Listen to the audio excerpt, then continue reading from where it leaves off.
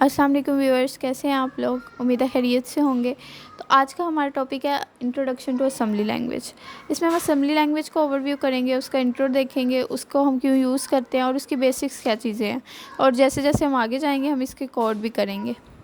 सबसे पहले assembly language का इंट्रो में देखते हैं। तो ये एक लो लेवल लैंग्वेज है जो प्रोग्राम हाई लेवल लैंग्वेज और हार्डवेयर के दरमियान में रहती है, मतलब इनके इन बिटवीन आप इसे कह सकते हैं, क्योंकि ये लोवेस्ट लैंग्वेज है जो ह्यूमन रीडेबल है।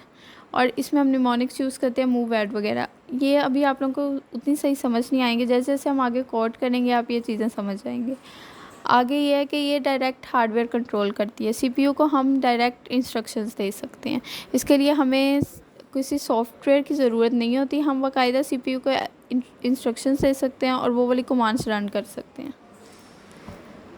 Next, why do we study assembly language. Assembly language को स्टडी करने की क्या ज़रूरत है जबकि हमारे पास दूसरी लैंग्वेजेस हैं जो इससे ज़्यादा सही और ह्यूमन रीडेबल हैं। तो असेंबली लैंग्वेज क्या है, पहले तो ये इम्पॉर्टेंट है फॉर बिल्डिंग कंपाइलर्स, यानी कि जो जिन पे हम हाई लेवल लैंग्वेज जिन कंपाइलर्स पे रन करते हैं वो भी असेंबली लैंग्वेज से ही बनाए जाते हैं, क्योंकि ये डायरेक्ट हार्डवेयर कंट्रोल करती है। इसके इस वजह से इसके फास्टर कोड एग्जीक्यूशन है, और कोड भी इसमें जल्दी रन हो जाता है क्योंकि डायरेक्ट हार्डवेयर के साथ करती है, जबकि दूसरी लैंग्वेज का पहले कंपाइलर के ज़रिए रन होते हैं, फिर उनका कोड एग्जीक्यूशन टाइम उनका भी कम होता है नो डाउट, लेकिन इसका उनसे भी ज़्यादा कम होता है। और फिर एफिशिएंट हार्डवेयर कंट्रोल एक्सेट्रा। आगे है सीपीयू रजिस्टर।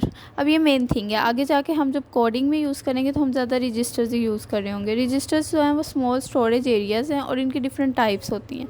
अब ये क्या क्या होल्ड कर सकते हैं, इंस्ट्रक्शंस और एड्रेसेस मेमोरी एड्रेसेस की यहाँ बात हो रही है, और इंस्ट्रक्शंस यानी कि जो जो हमने मूव ऐड वगैरह करेंगे वो इधर रजिस्टर में स्टोर होगा।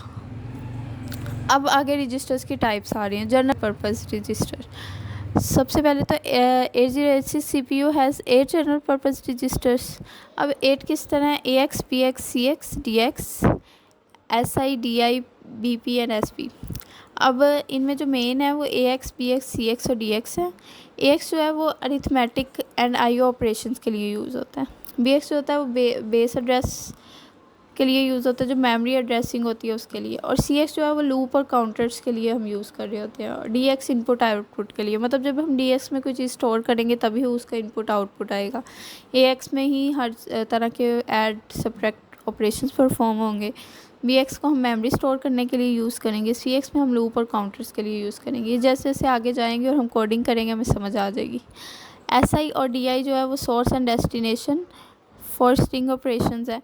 और BP और SP जो है वो स्टैक ऑपरेशंस के लिए और फंक्शन कॉल हैंडलिंग के लिए। जैसे जैसे हम इन्हें यूज़ करेंगे इनके यूजेस से इनकी ये चीज़ें समझ आएंगी। ये बस आप लोगों की एक्नॉलेजमेंट के लिए कि एक दफ़ा आप लोग इनकी टाइप्स को देख लें, ताकि जब हम आगे कोड करें तो आप लोगों को याद रहे कि ये चीज़ हमने पिछले देखी थी। नेक्स्ट, सेगमेंट रजिस्टर्स, वो CS है code segment, DS data segment. और ये काम भी यही करते हैं, CS कोड को स्टोर करवाता है, DS डाटा को स्टोर करवाता है। ये एक्स्ट्रा सेगमेंट जो स्ट्रिंग्स को स्टोर करवाने के यूज़ होता है, ऐसा स्टैक सेगमेंट है। आगे स्पेशल पर्पस रजिस्टर्स में IP इंस्ट्रक्शन पॉइंटर है, और जो नेक्स्ट इंस्ट्रक्शन का एड्रेस है ना वो IP में स्टोर होता है, मतलब जो अगली इंस्ट्रक्शन है जो इसके बाद रन होगी। और फ्लैग रजिस्टर जो होता है वो इंडिकेट CPU का स्टेटस बताता है, मतलब कि डायरेक्ट हार्डवेयर के साथ इसका रिलेशन होता है, तो वो बताता है कि ज़ीरो, कैरी, ओवरफ्लो, ये सारे फ्लैग्स जब हम पढ़ेंगे और कोड में यूज़ करेंगे तो आपको और क्लियर हो जाएगा। और ये भी है कि ये एक्सेस नहीं हो सकते डायरेक्टली, लेकिन ये एग्जीक्यूशन को इफ़ेक्ट ज़रूर कर देते हैं फ्लैग्स। ये फ्लैग्स भी हम कोडिंग में पढ़ेंगे। और थैंक यू सो मच। अगर आप लोगों को वीडियो पसंद आई हो तो इसे लाइक करिएगा और चैनल को सब्सक्राइब करिएगा, ताकि अगले जो कोड्स आने वाले हैं इंशाल्लाह ताला सारे कोड्स भी अपलोड होंगे इसके बारे में, असेंबली लैंग्वेज के बारे में। तो जैसे जैसे अपलोड होंगे आप लोग वो देख सकते हैं, स्टार्ट से असेंबली लैंग्वेज कर सकते हैं। इसमें काफ़ी जॉब्स भी है जिसके बारे में भी एक वीडियो अपलोड होगी। Thank you so much. तो हमें याद रखिएगा।